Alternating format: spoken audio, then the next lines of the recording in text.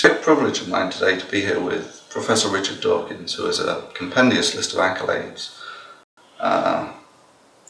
which would be far too extensive to go into, so I'll merely constrain it to tutored by a Nobel laureate and a Fellow of the Royal Society, which are academic credentials that speak for themselves.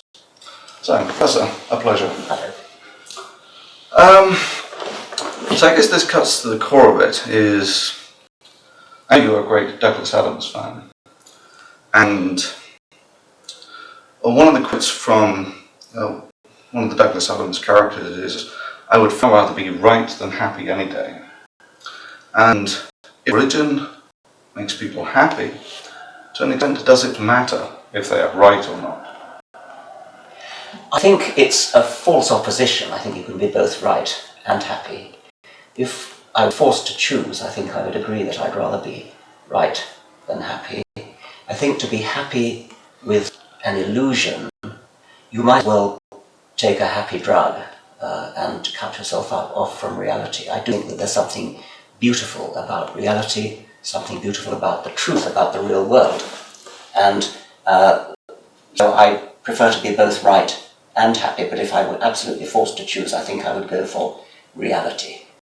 I think I would concur.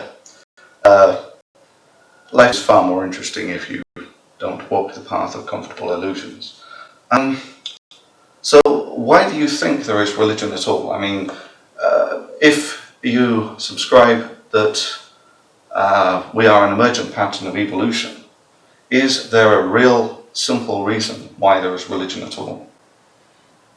And what benefit does it provide for the organisms, or is it a sort of genetic burden that you carry? Well, the fact that you opened by the quote from Douglas Adams suggests that you're going for the idea that religion is somehow comforting or consoling, and that that's why we have it. There's no doubt that it is a human universal in the sense that all human cultures have had it. It's not universal in the sense that all individuals have it, but it does seem to be very widespread in the same sort of way as incest avoidance is, and sexual desire itself is. So you could say it's just because it's comforting, and maybe it comforts people when they're bereaved or frightened of death or something of that sort. I don't think it's all that, though. I think part of it is ignorance. People do have a genuine questioning curiosity for where things come from, why we exist, what's it all about, where does the world come from. And religion provides a lousy explanation for that, but nevertheless it's superficially satisfying. And before we had scientific explanations to answer those sorts of questions, people might have superficially thought that religious answers were satisfying in that way. I would probably contest that, and I think the way that I'd come at it is the proposed mechanism that it is a social bonding thing.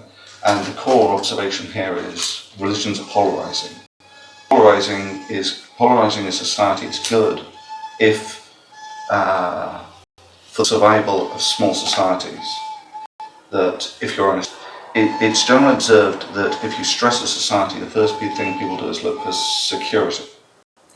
And they do that by actually bonding together in smaller communities, which raises the security locally at the detriment of the rest of society. And religion is basically a sort of catalyst in doing that.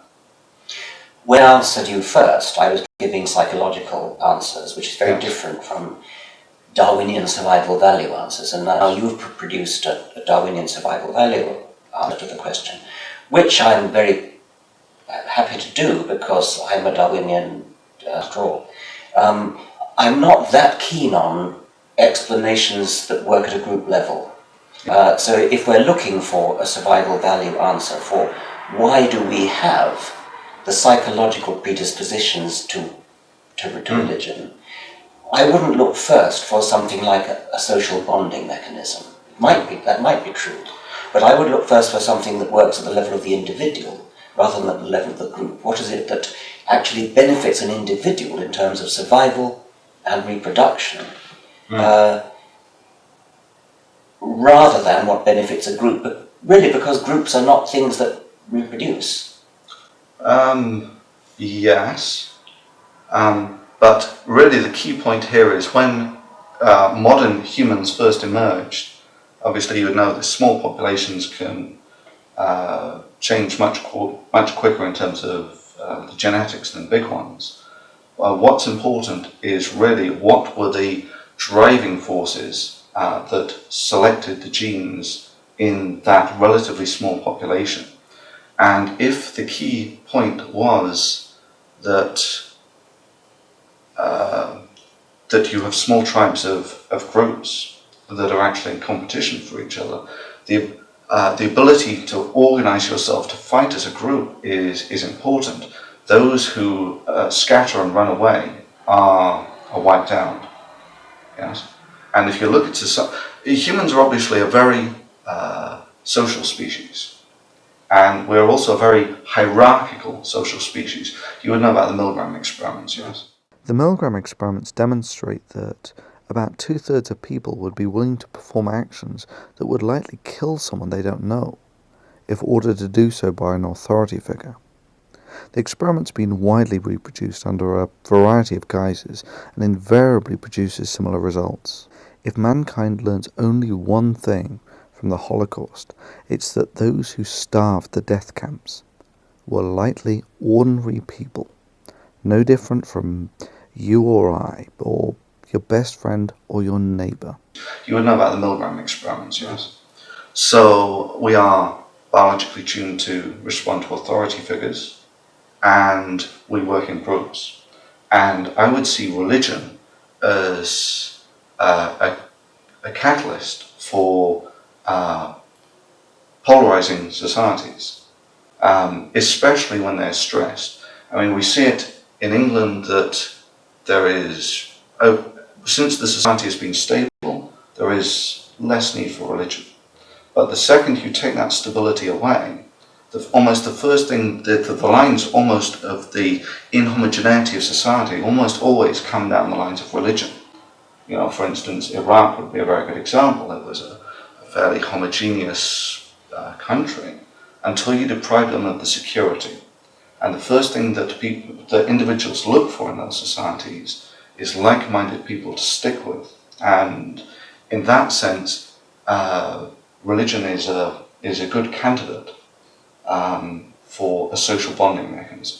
Well, I agree with that, and I think it's true that religion is a polarizer, and religion is a sort of beacon of loyalty that people hang on to. I would prefer not to see that as a mechanism of group survival. If it incidentally may help a group to have great loyalty to a tribal god of some sort, and I could easily imagine that those tribes that have a warlike tribal god, like the Yahweh, the god of the Jews, might be more likely to win in battle than a tribe that has a peaceful god. But I don't think that's why we have those gods. I would rather go to the level of the individual psychology and pick up on something you said about authority, tendency to obey authority, and say, let's look for a survival value, for a psychological predisposition to obey authority. And once you've got that, then religion tends to follow more or less automatically. Yes, I mean, in many senses, religion is an obvious construct. When you actually look at what people can do with their minds that maybe other critters can't, we are obviously very good at interacting with other people. And we actually have the ability to create models of people in our mind. So I can have an argument with a phantasm of, say, you, for instance. And this can actually be very good for predicting things, for enabling. But you now bring these two together, the ability to interact with people and the ability to create models. And you now have the ability to have a god. I think that's right. I mean, I think that the fact that we have brains that tend to construct personalities, we use it for real persons, for working out how another person might react when we do something. So we almost we run a kind of simulation of what it's like to be another person. And so we tend to be so good at that we tend to generalize that to the weather. becomes a person, the river becomes a person, thunder becomes a person. And that may be one of the ways The in which... anthropomorphization of objects. Yes. Yeah. But I constantly come back to the need to explain it by explaining why we have psychological mechanisms like we do. So I think we agree, apart from the fact that when it comes to the Darwinian survival value, you want to say the survival value is that groups that have this characteristic survive better than groups that don't. I want to say individuals that have this characteristic of, for example, being obedient to authority survive better. I guess the way that I would probably contest that point is by another concept that you've promoted fairly strongly, which is memes, and memetics and this sort of thing. And if you like, those are now more powerful concepts in determining the potency of a civilization than the actual genetics. For instance, the people in Iraq are virtually the same as the people in America, but because of the knowledge that it changes the ability of these civilizations to fight by orders of magnitude that you can never get out of the genetics. Well, if we're going to bring in memes, remember that the whole point about meme theory is that it's the memes themselves that survive relative to other memes. It's not societies that survive. We're not talking about a group of people. Carriers. Yes. Well, you can call them carriers if you like, but I mean, the point of what we're talking about is that which memes survive and which ones don't. The ones that survive are the ones that survive, just like the genes that survive. Successful patterns propagate. Yes, but just as genes don't survive because groups survive, they survive because individuals survive. Yeah.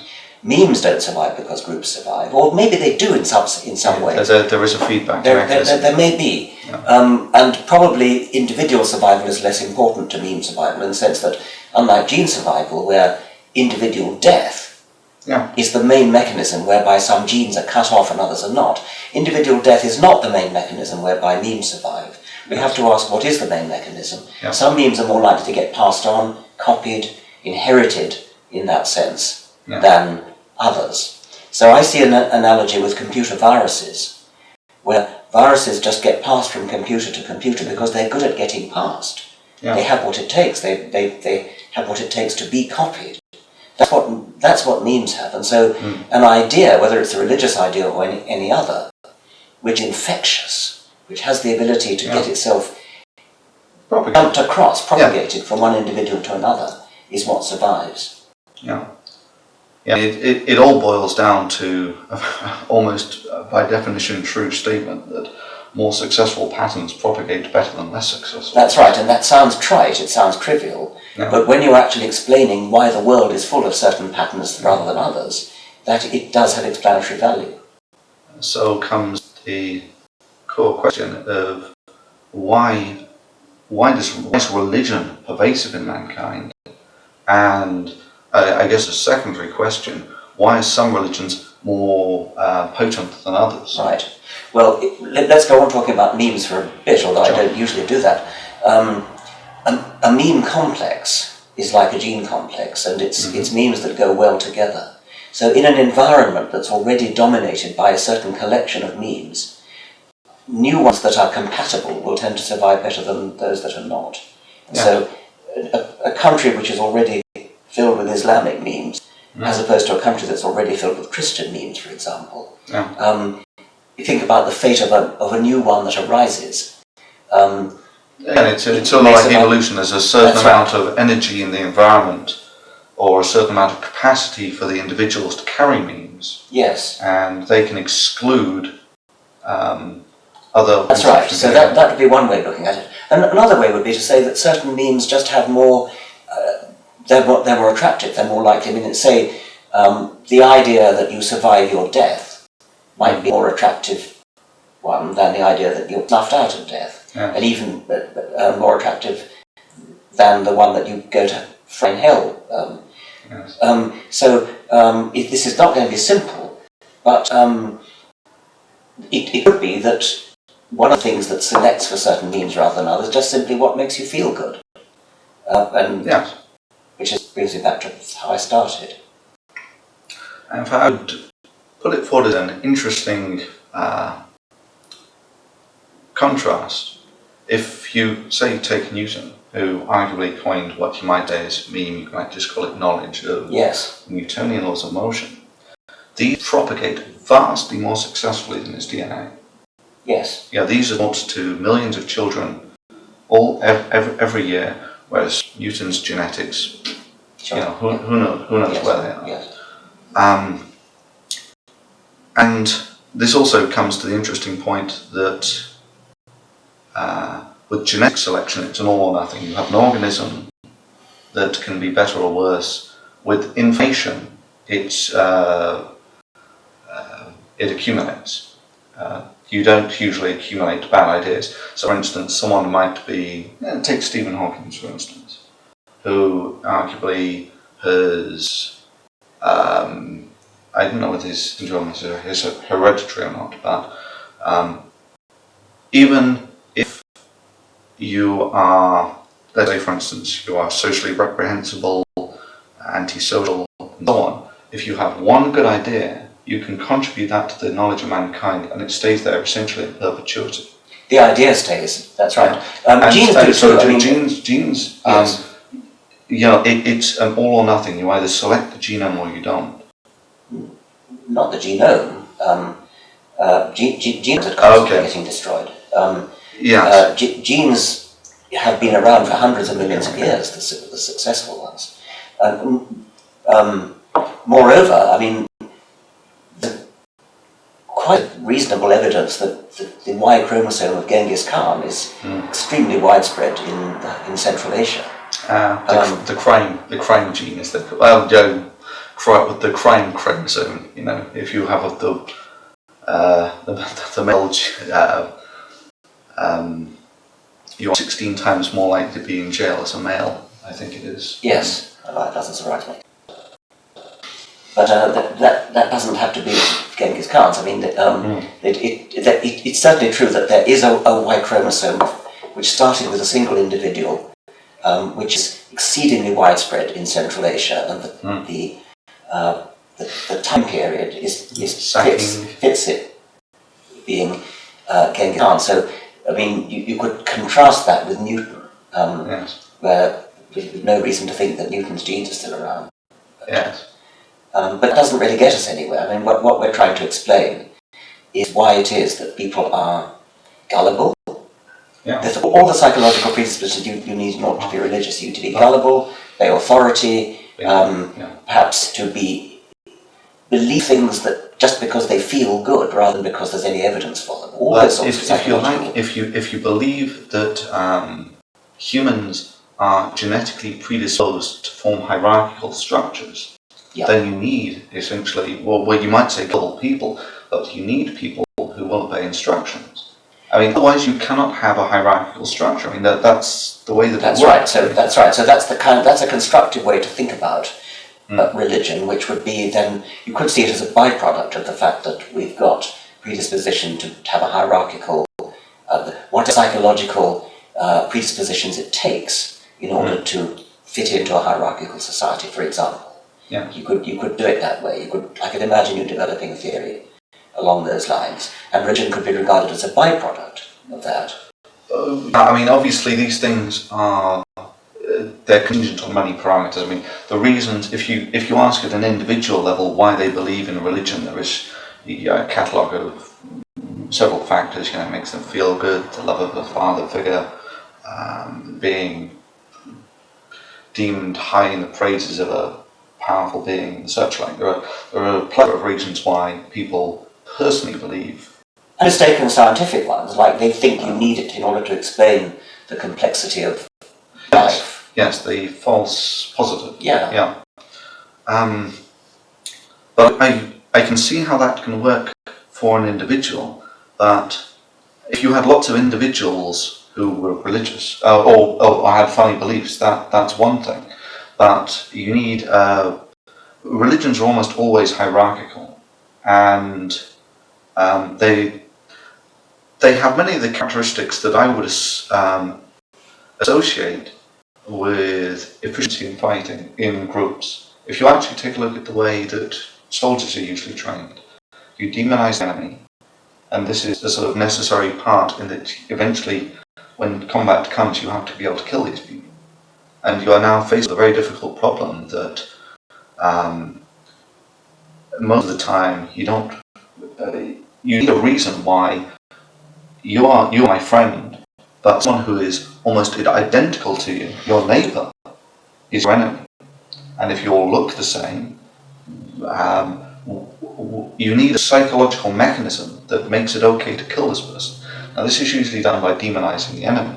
And even the very word demonize it has religious connotation. Okay, well, if you're going to turn that into an explanation for why religion exists, don't do it in a Darwinian way, do it in the following way. It's more like ecological succession.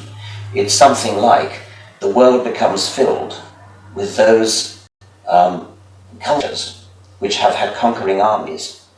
The Roman Empire, the Islamic Empire. Yeah. The reason why Islam is so widespread in, for example, the Indian subcontinent, in Pakistan, in Afghanistan, in Arabia, in North Africa, etc., is conquest. I mean, it's as simple as that. And, or a slave trade would be another way in which it could happen. There are various historical forces which lead to the spread of ideas, and if you can say certain ideas lend themselves to conquering, then that's a good explanation for why those ideas are indeed widespread of the earth. Islam is widespread because of military conquest, and so and you could say that Islam contributed to military conquest by making people warlike, by making them believe in jihad, by making them believe that they'll go to a martyr's heaven. All those things could indeed help. Don't call it a Darwinian explanation, though. Well, in part, I agree.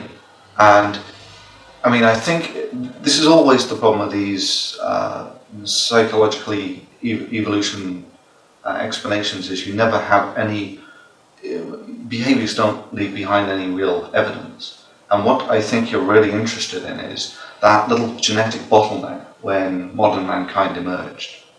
What was it? What was the local environment like that formed the behaviours of those early humans? The modern effect of these is, if you like, if they were tribal groups that had to survive together and they needed strong social bonding, then the manifestation of the behaviour that came out of that bottleneck is, it's not going to be the same. There's a factor of scale here. What works very well in a group of 70 or 100 people might, that same behaviour that produces that polarisation on a small scale will have a different effect if you put it in a society of 1 million. I think it's very true that quite a lot of truly Darwinian explanations work if you think back to a time when we lived in small tribal groups, and no longer work in the same way, no longer could be easily interpreted now that we live in large cities surrounded by millions of people. I mean, one major difference is that in our much of our evolutionary past, we would, as individuals, have been surrounded by other individuals whom we knew, and very few strangers. Similarly, we'd have been surrounded by close kin, we'd have been surrounded by clan members, by cousins, by uncles and aunts and nephews and nieces. Now we're surrounded mostly by strangers. And so it's very plausible that we should make Darwinian explanations that are based in an environment where we lived in small tribal groups, groups of kin, groups of cousins, and groups of acquaintances who went on seeing each other for the whole of their lives. And under those conditions, you get different Darwinian pressures from under conditions of anonymity, living in large groups of millions where you don't see people over and over again. I think that's very true. And I've used that sort of explanation to account for altruism, to account for the widespread niceness that we have in humans, the tendency to give to charity, the tendency to want to give blood, to want to give to tsunami relief and things like that. That's not easily explained on a Darwinian basis. It is easily explained if you go back to a time when we lived in kin groups and groups of close acquaintances. Yes. However, in times, people are usually only nice in times of plenty. In a stressed environment, I think there's spontaneously people form together into smaller groups. That may well be, but we still need an explanation for why we're nice even in times of plenty. It's not an easy thing to explain on a Darwinian basis. It is conceivable that there is a sort of plastic phenotype for behaviour here, that in a stressed environment you become more polarised, in a less stressed environment you don't. It's like your facial hair grows faster when it's colder. That's possible. So there may be some sort of behavioural feedback there. I guess for me, this is a key question in how you address the problem of religion. You first of all have to decide, is religion a bad thing? And if it's a bad thing, how is the best way to reduce the amount of religiosity in the world? And if it's got a significant genetic component, it's likely that you will have limited success in trying to reason people out of their religion. So there's this. I think it's actually an important point to actually work out whether it's an individual essentially getting false positives and a sort of element of paranoia about it, or is it actually is there more of a biological component to it than that? Obviously with all of these things there is a mix of environment and the genetics. But if there's a significant component from the genetics, it's likely that it will be tough to reason people out of their religion. You might have said that about contraception. Obviously the biological function of copulation is reproduction. Agreed. So contraception is a thoroughly un-Darwinian practice, and yet it's something we have absolutely no difficulty whatever in embracing. Because what natural selection has built into us is sexual lust, not a lust for children. Lust for children may come later when the children arrive. Largely. But it's not difficult to emancipate. The human brain doesn't find it that difficult to emancipate itself from its genetic heritage.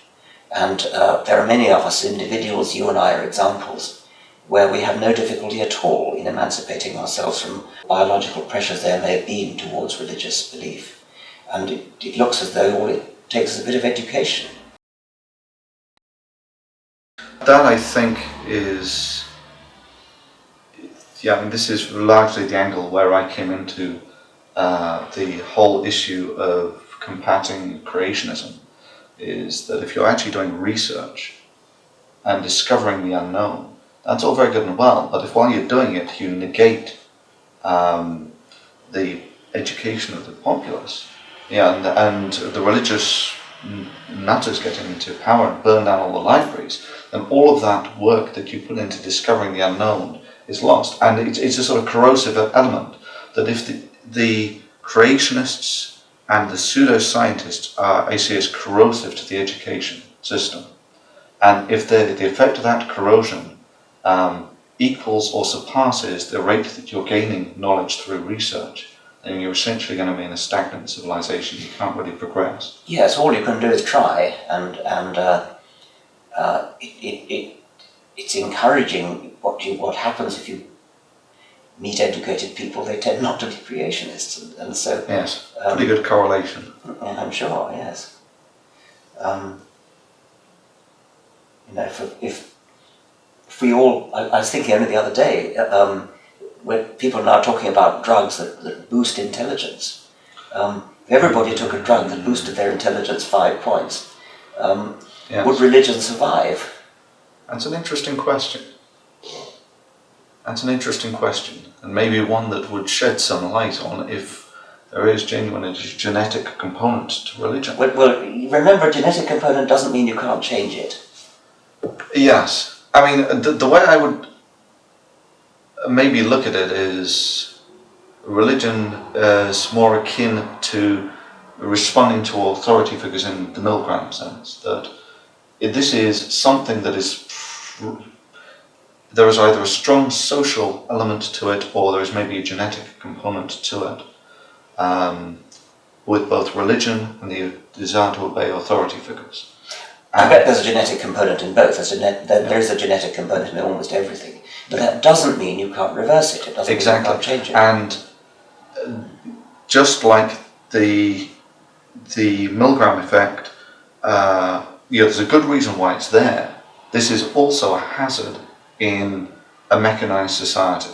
You can't really ignorance becomes disproportionately more dangerous to you in a society where you have a thousandfold increase in your ability to kill people. Oh yeah, it's very important. So yeah, I mean, I think it is probably underestimated the need to actually educate people. I mean, doing the research is great, but you lose the battle if you don't have the basement level to found it on. I think it's immensely important. I mean, I think that, as you rightly say, the danger increases all the time because the technology becomes cheaper and easier to get hold of. It's pretty bad already, but think in another 50 years' time, when goodness knows, nuclear bombs might become easy to make, cheap to make, or biological warfare, or computer warfare. Computer warfare, I think. Yeah. But I mean, I guess to counter that with a chirpy note, one of the interesting things about religions is they tend to be in small groups, polarized groups. Cults are an extreme example of this. The internet, which is one of the things that has really changed the dynamics of our society over an incredibly short period of time, they do very badly. On the internet, everyone can scrutinize your ideas. Yes. And there has been a real shift, I think, particularly over the last few years. And now the anti-science lot, they get a fair hammering on the web. I'm glad you think that. I mean, I dare to take encouragement from the internet. Yeah. But I wonder whether it's just that I'm reading. I think sure we all tend to read people we tend to agree with. Let me just give you a sort of straw poll. You know PC Wise, Yes. You just take the number of comments that he gets on his typical post, I don't know, maybe a couple of hundred or something. You then go to the intelligent design blog, say Uncommon Descent or something, and if they get a couple of posts on it, then... Well, that's right. and that really is that grounds for encouragement. I mean, I just wondered if I'm looking at the wrong ones. I mean, I read Pharyngula and get enormous encouragement from it, because one sort of feels, well, if everybody's like this, we're home and dry. Yeah. But I kind of imagine there probably are sort of anti-Pharyngula sites which get the same... Well, yeah. Let's hope they're not. I mean, if you like, the internet is an interesting one because I think it disproportionately favours the rationalists, so to speak, because if you like, a rationalist is a rationalist anywhere in the world.